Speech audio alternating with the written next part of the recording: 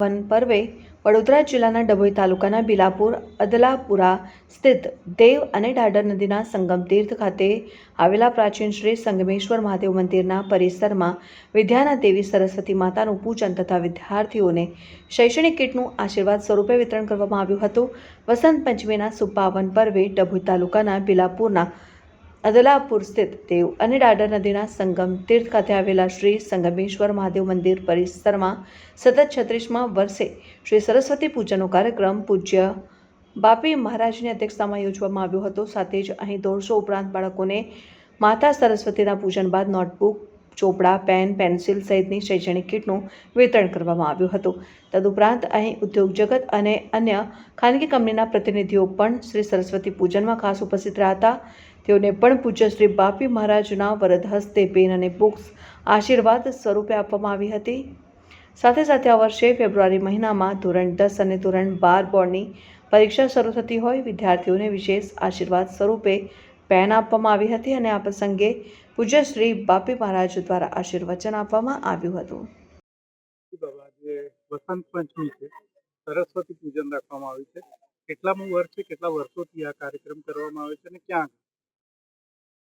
આ મહાપૂજા સરસ્વતીની 1999થી શરૂ કર્યું છે અને આજે 35 વર્ષ થવા આવ્યા છે. અને આ 35 વર્ષના મધ્યે અમે શિશુ બાળકોને અને મોટા જે વિદ્યાર્થીઓ ભણતા હોય એમના માટે અને જે વ્યવસાયી લોકો છે એમના માટે આ વિશેષ પૂજા રાખવામાં આવે છે. માની પૂજાથી સરસ્વતીની વિદ્યા, બુદ્ધિ અને વિવેક આ માતાજી ત્રણ પ્રદાન કરે છે, જેના લીધે બધા જ છોકરાઓને, બધા વિદ્યાર્થીઓને એનું ફળ મળે જ છે. અને એ પ્રમાણે આ 32-35 વર્ષથી આ પૂજા ચાલી રહી છે. પહેલે નાની પૂજા હતી. આ જંગલમાં જ્યારે કોઈ નહોતું આવતું ત્યારે 4-5 જણા પૂજા કરતા હતા. આજે આ પૂજા એક પર્વથી મહોત્સવ થઈ ગયું છે. આજે એ સરસ્વતી પૂજાને અમે મહોત્સવ તરીકે ઉજવી કરીએ છીએ. આજે કેટલા બાળકો?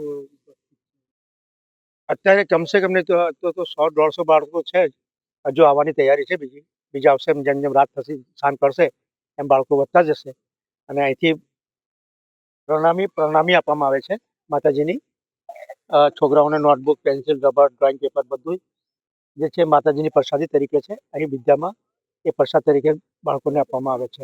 આજના પાવન દિવસે શું આશીર્વાદ, શું કહેવાનું? આજના પાવન દિવસ આશીર્વાદ એટલું જ છે, માતાજી તો આપે છે આશીર્વાદ. એ તો આપણે એમની પાસે ગયા છે, આપણને મળવાનું જ છે. છતાંય અમારા મુખારથી જે નીકળે જે શબ્દો એ જ આશીર્વાદ હોય. તો મારા આશીર્વાદમાં એવું કેવું છે કે બધા વિવેકપૂર્ણ, બુદ્ધિપૂર્ણ અને વિદ્યાપૂર્ણ બધા આવી રીતે રહે અને ધનથી પૂર્ણ રહે. એની પાસે જે લક્ષ્મી આવે, લક્ષ્મીનું જે આગમન થાય એ સદુપયોગમાં જાય, ધર્મની ઓર જાય અને બીજાના હિતમાં જાય. આ આશીર્વાદમાં બાબા, ફેબ્રુઆરીમાં ધોરણ 10 અને ધોરણ 12 બોર્ડની પરીક્ષા પણ છે. હા, વિદ્યાર્થીઓ માટે મારી આશ્વાસન નથી, આશીર્વાદ પૂર્ણ છે. વિદ્યાર્થીઓ સંપૂર્ણ રીતે પાસ થશે અને આ વખતે બધા વિદ્યાર્થીઓનું રિઝલ્ટ સરસ રહેશે.